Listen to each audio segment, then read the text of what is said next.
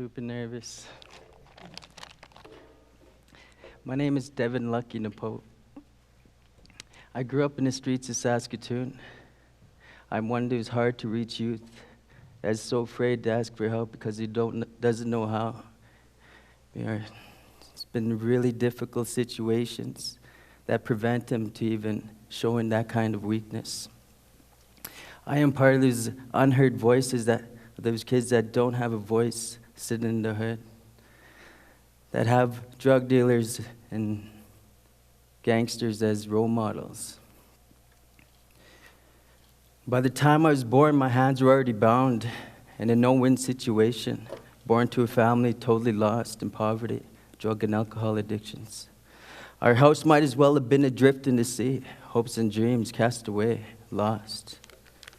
Me and my brothers had no choice about the broken homes we were born into and unaware of what type of dilemma we're facing, or how to deal with racism in a merciless world. Us newborn babies were not good enough. Our precious lives were not sufficient enough for them to change their ways and overcome their addictions. I don't imagine my mother smiling down on me with all the despair her and my family have already been through. We were not enough. I was not enough to overcome their brokenness. Pieces too far scattered. No sunshine on this day, born to a father who already left, vanished, abandoned before birth. Born to a despondent mother who knew nothing about parenting. What did I do for you to leave me, Father? What did I do for nobody to want me? You see, I read my hospital records and felt dejected, disheartened. My mother, my mother's boyfriend, my auntie, and my granny all separately took me into hospital, all before I was 5 years old.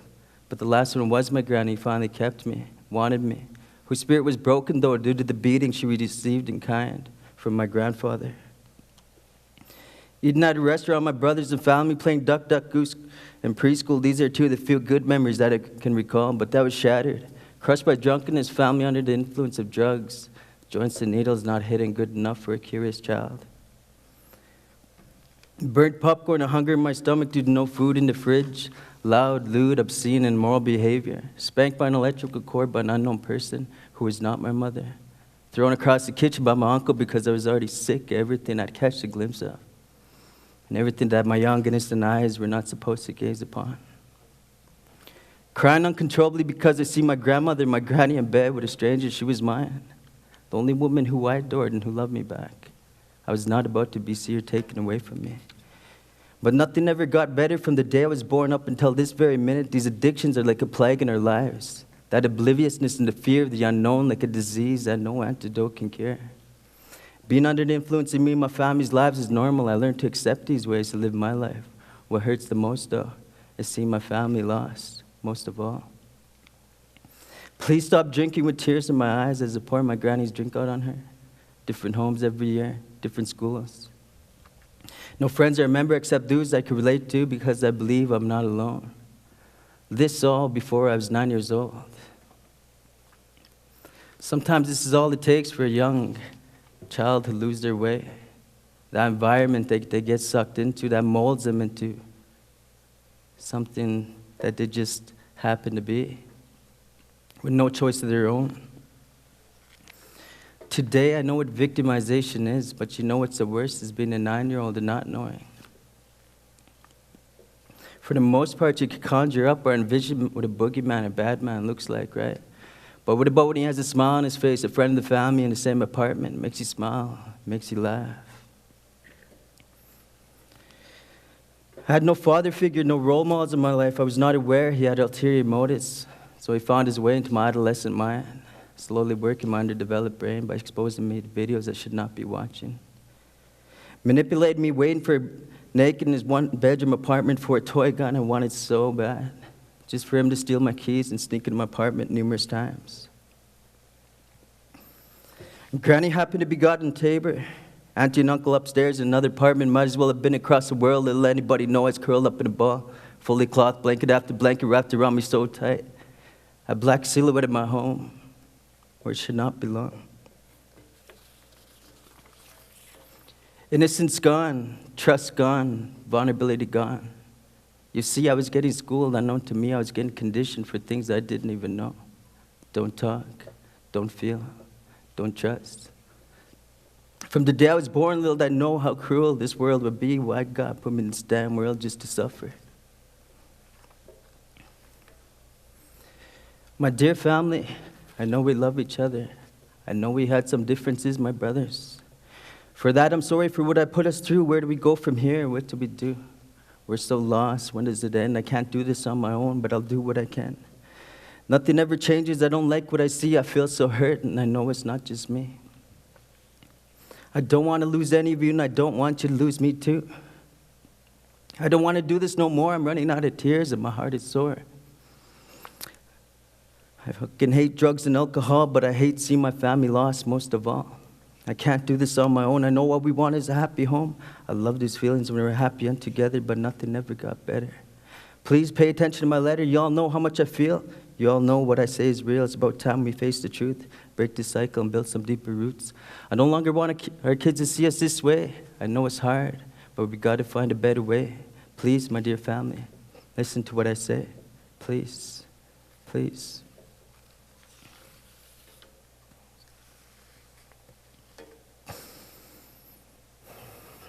By the time I was 12 years old, I perfected and utilized these skills. Not talking, not feeling, and definitely not trusting. I put that locked in. I never talked about what happened to me. I put that locked in the safe in the back of my mind, along with my feelings, but my memories and emotions had so much control over me. Always clawing their way to the surface, tormenting me, making me feel when I did not want to, when I just wanted to feel nothing, lost in my haze. And that not trusting was always in the front of my mind. A constant reminder to not be hurt or get hurt, to never get too close to anyone. People coming just through my life, just leave like an unanswered prayer, lost in the wind. But try as I might, that seemed to be my fate, pain and misery, and a lot more tears. My criminal activity started when my uncle used us as bait in the grocery store. If that ain't love, then what is? I don't know. Started with candy, food, clothing, materialistic items, break and enters, robberies like my older brother Keith says in his story, home invasions. My incarceration started 1 month after I was legally old enough to be locked up. 12 years old. Me and my brothers just wanted shoes, shorts, little things we were deprived of. Filled with anger and pain, all we had was each other, the love for one another. We tried to fight our way out of there. We picked up 3 more assault charges that started never-ending snowball down the hill. For the next 6 years, I spent more than 4 years in youth jails. With these feelings and memories still lingering from my childhood, misery and pain, my constant companions, I do not make an excuse for anything I have done. I take full responsibility for my actions. I see lies behind eyes. It's not easy, I realize. I see weakness behind the fake. I see sorrows in the lake. I see nightmares before I wake. There's only so much I can take. Takes a lot of pain before somebody breaks. So much shame and guilt, for fuck's sakes. Is there a heaven for the lost? Is there forgiveness for the broken? Just leave me alone and I can take it. Keep your distance because I don't want to hear it. Don't make me think because please, I don't want to feel it. I see a lot of lost souls with no hope, but you could hope, right? To find a better way to cope, right? Quiet on the outside, but so loud in my head. I deserve what I get. Don't repeat what I said. I see weakness behind the fake. I see sorrows in the lake. I see nightmares before I wake, and there's only so much I can take.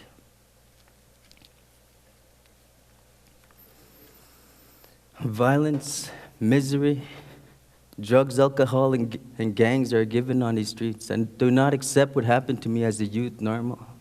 But it prepared me for a cold world, a savage world. The world of the streets, gangs, and prison, I was or had no education of my people, or no identity that was worthwhile, no history of my people, no identity to be proud of. The gang provided acceptance, love, friendship, and a sense of belonging. That was the illusion I was sucked into. As an adolescent, the ruthlessness in life was to be accepted. Reputation, violence, drugs, and alcohol was to be accepted. It was insanity, hands bound together since the day I was born, unable to break free. Knowing no other alternative, not ever seen a better way, my 2 best friends, pain and misery. I was involved in 2 stabbings within a year, 9 stabbings to my body. You see, I've seen more misery in my young life than most people in their whole lives. Blood squirting from everywhere down my face between my fingers, unable to stop that bleeding. 3 stab wounds to my friend's chest who died 3 feet away from me, life drained from his face. Conditioned not to feel, to show with no emotions. Unable to with the shock of 8 wounds to my own body. Nobody helped me deal with this traumatic event. Not able to talk about it, but I did cry, and I do laugh and love.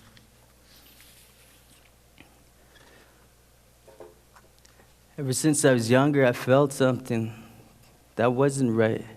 And I think that's what added to my misery, because I knew I wasn't in a good situation. I knew I wanted out of whatever I knew. I was addicted to the drama, the pain, and the misery that we put ourselves in. But I wanted better. Ever since I was younger, I felt strange, out of place, like I didn't belong. A gut instinct that carried me throughout my life. Something just didn't feel right. And knowing in my stomach that consumed me with a flood of emotions of anxiety and worry for the most part, but emotions I absorbed and utilized to get where I am today. And at the time, I've never known or acknowledged where anything manifested from. Why this, why that, were barely if ever asked. A product of my environment that turned out to be, you might say, for what was wrong in my life, I was unaware. Hope, healing, opportunity, or growth, non-existent. Never to be uttered or pieced together in my mind, and for which no seeds were ever planted. As I recollect as a young boy looking through my brown eyes, envisioning my future, but let's not forget that it was surrounded by a mist of dysfunction. Hazy eyes, slurred speech, abuse, abandonment, and hopelessness in our broken homes and family that was so common, I needed to accept it. Drilled to accept it. Minus the love or good nights for me, my brothers or sisters. So back to these innocent brown eyes looking towards his future, I see powerlessness, doom. Trapped in the fog of irreversible decline to ultimately lead him to fail. Fixed future like handwriting on the wall that nobody can decipher, except those chosen. So it seemed I was destined to become a drug addict, an alcoholic, to be consumed by an evil presence while I break as many rules as I can along the way as I fulfill my role as a gang member. Forget love. I never had time for that. A projection of my family. Yes, a product of my environment. I took hold of the choice I was given, molded by the world I knew. Proud and arrogant I was, reality was naive, and proud of nothing. If I could only look up and see my ancestors shake their heads and help me acknowledge our way was not the right way, I might have stopped. If only I lived 150 years ago, I would have a clear picture of what I lost and what I was fighting for. Today I'm so fractured, shattered, and crippled inside, a way a lifelong loss to me that has fallen through the cracks like a kiss goodbye. But fate has also allowed me to change with the weather, to flow with the wind, to adapt, to always rise a better man. With this son, a better father, friend, Scapia, to continue my search and never forget what was lost. For what was not lost, I am grateful, and for what is unseen is eternal faith. This ain't a story of despair. I heard words of resilience. We go through a lot, but we get through a lot. This is more of a story of hope, and that through all odds, anybody can do it. Thank you.